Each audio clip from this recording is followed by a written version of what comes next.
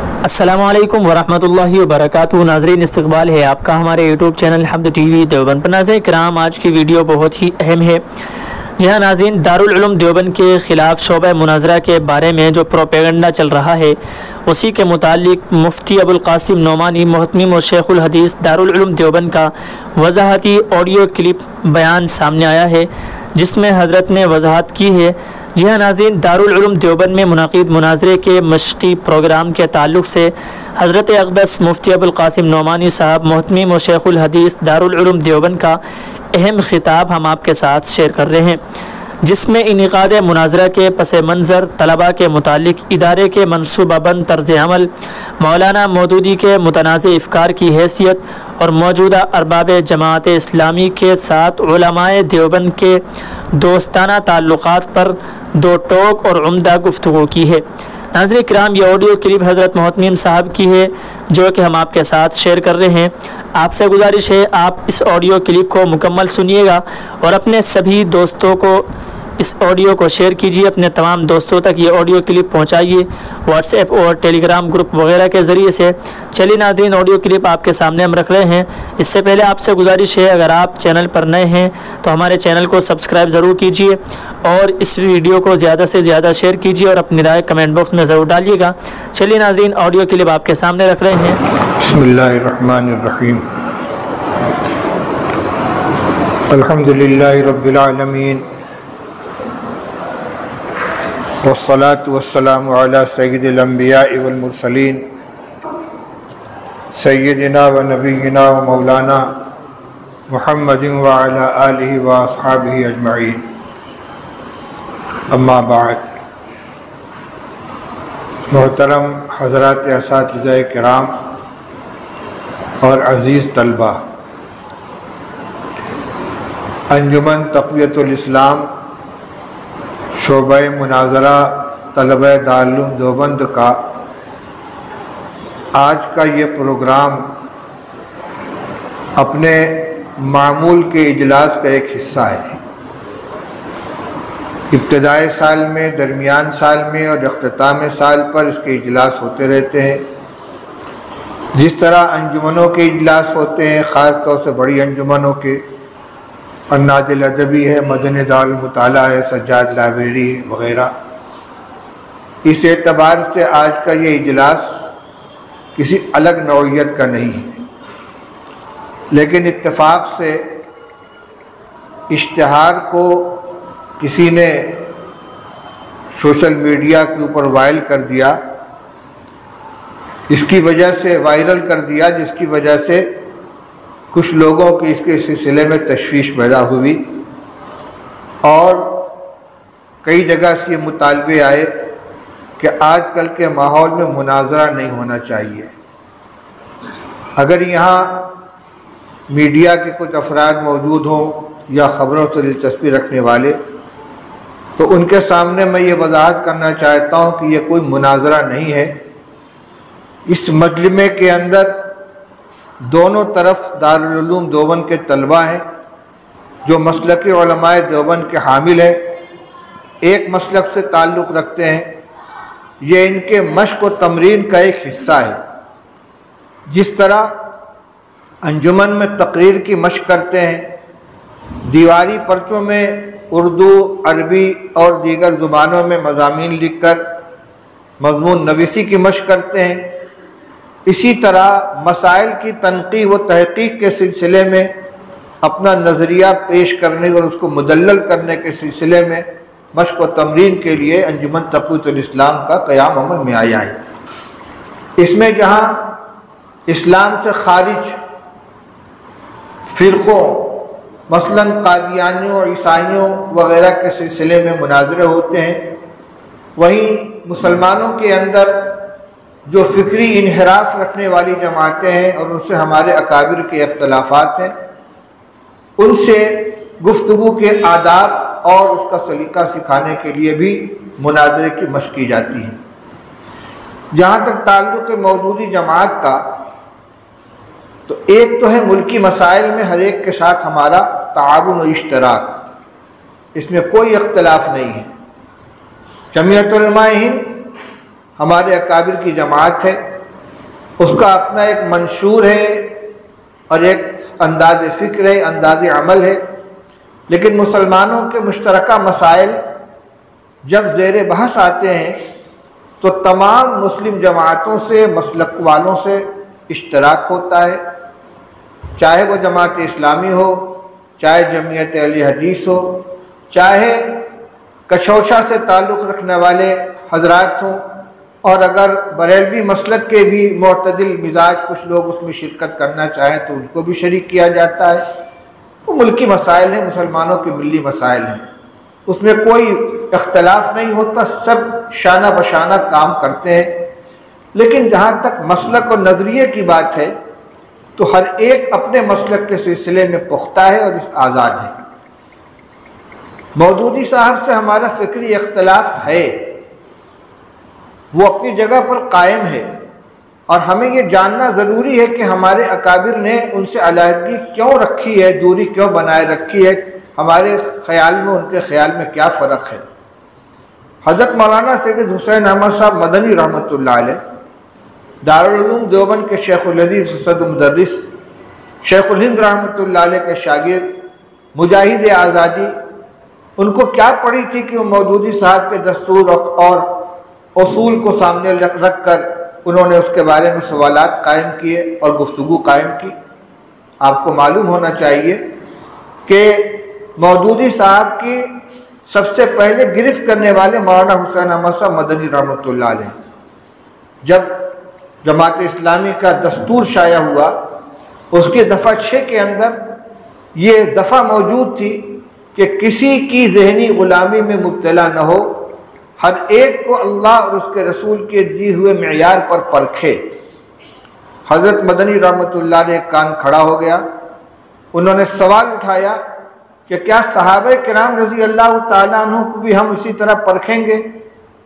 ان کے بارے میں بھی جانچ پڑتال کریں گے، ان کی بھی تنقیح کریں گے، یا وہ ہماری تنقید سے بالا تر ہیں؟ تو اس کا یہ جواب ملا کہ نہیں، وہ تنقید سے بالا تر نہیں ہے، ان کے اوپر بھی اسی طرح تنقید کی جائے گی۔ چنانچہ آگے کا پورا عمل اسی کے مطابق رہا، کسی کو چھوڑا نہیں گیا۔ یہ بنیادی اختلاف شروع ہوا ہے یہاں سے، اور پھر تفصیلات کے اندر جائیں تو دین کی پوری تعبیر کو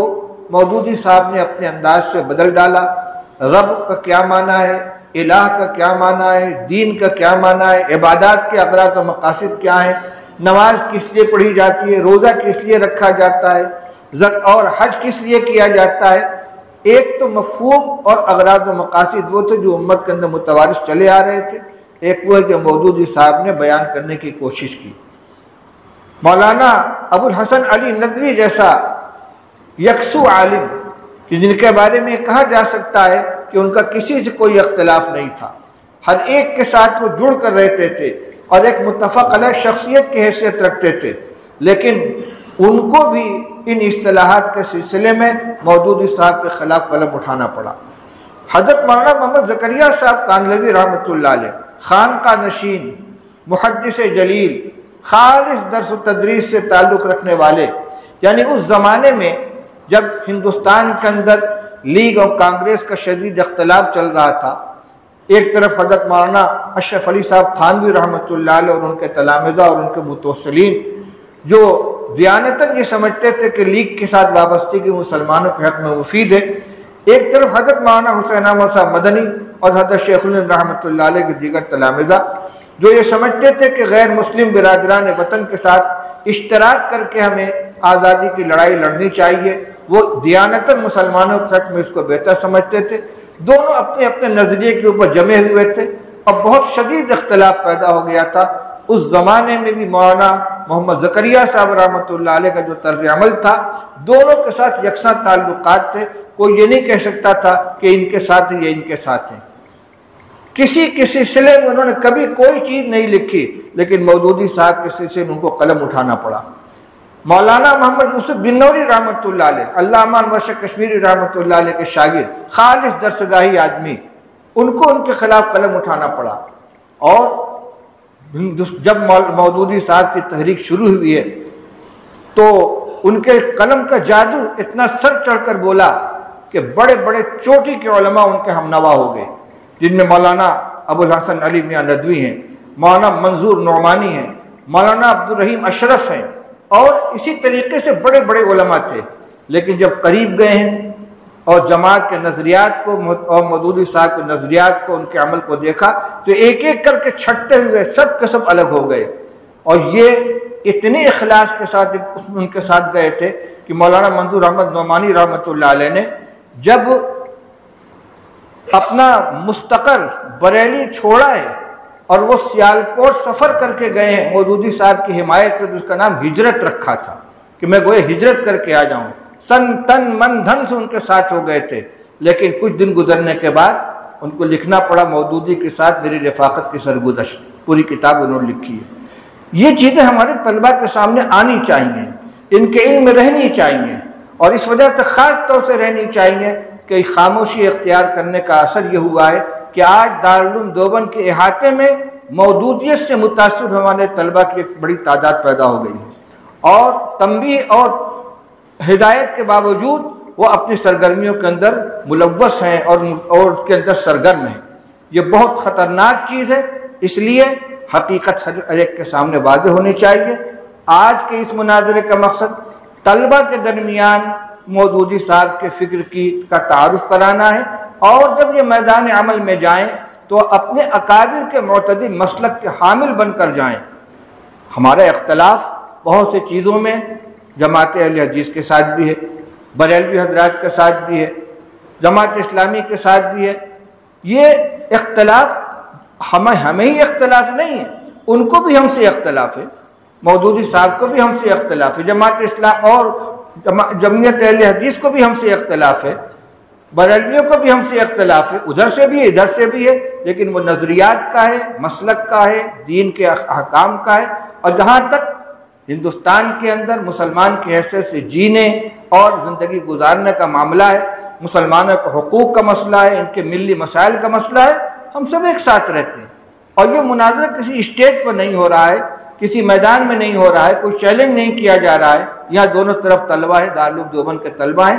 مقصد یہ ہے کہ حقیقت سے واقف ہو جائیں۔ اس لیے جن طلبہ کے ذہن میں یہ بات ہے کہ اس کو موضوع نہیں بنانا چاہیے، ان سے بھی میں کہتا ہوں کہ اگر آپ اس سے واقف نہیں رہیں گے یا تو آپ ان کے فکروں کے شکار ہو جائیں گے، یا اگر کبھی آپ کو گفتگو کی ضرورت پڑی تو آپ لاجواب ہوں گے، خاموش بیٹھنا پڑے گا۔ اس لیے جیسے اور دیگر موضوعات کے اوپر تیاری کر کے آپ کے ساتھی آپس میں گفتگو کرتے ہیں، ایک فریق ادھر کا بن جاتا ہے، ایک فریق ادھر کا بن جاتا ہے، جبکہ دونوں آپ کے فکر کے حامل ہیں۔ اسی طریقے سے یہاں بھی دو جماعت بنا کر ان افکار کا تقابل کیا جائے گا تاکہ آپ کو معلوم ہو جائے کہ مودودی صاحب کے جماعت اسلامی کے نظریات کیا ہیں، ہمارے اکابر کے نظریات کیا ہیں، کیوں حضرت مدنی، حضرت مولانا یوسف بن نوری، حضرت مولانا محمد زکریا صاحب کاندھلوی اور مولانا منظور احمد نعمانی، مولانا نجم الدین اصلاحی، ان جیسے اکابر نے کیوں ساتھ دینے کے بعد نہیں، ساتھ دینے والے تو چند تھے، ان جیسے اکابر نے آخر کیوں مودودی صاحب کے نظریات کی ترجیح کو ضروری سمجھا۔ اس لیے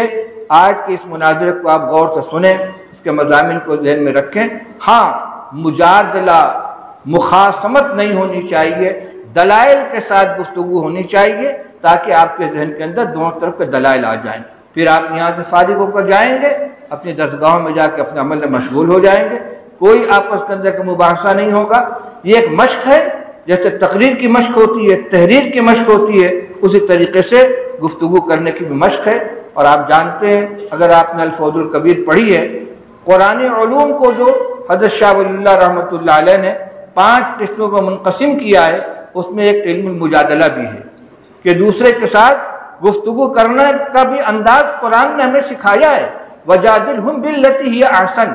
اسی مجادلہ باللتی ہی احسن کو سکھانے کے لیے انجمن تقویت الاسلام کے ذریعے اس طرح کے پروگرام ہوتے ہیں۔ ان کا مقصد نہ حقیقی مناظرہ ہے، نہ کسی کو یہاں چیلنج کیا گیا ہے، بلکہ طلبہ ہی کے دو جماعتوں کے درمیان مباحثے کی شکل پیدا کی جا رہی ہے تاکہ دونوں طرف کے دلائل ہمارے سامنے آ جائیں اور ہم اپنے اکابر کے معتدل مسلک کے اوپر گامزن رہتے ہوئے آگے قدم بڑھائیں۔ اللہ تعالی ہم سب کو صحیح عمل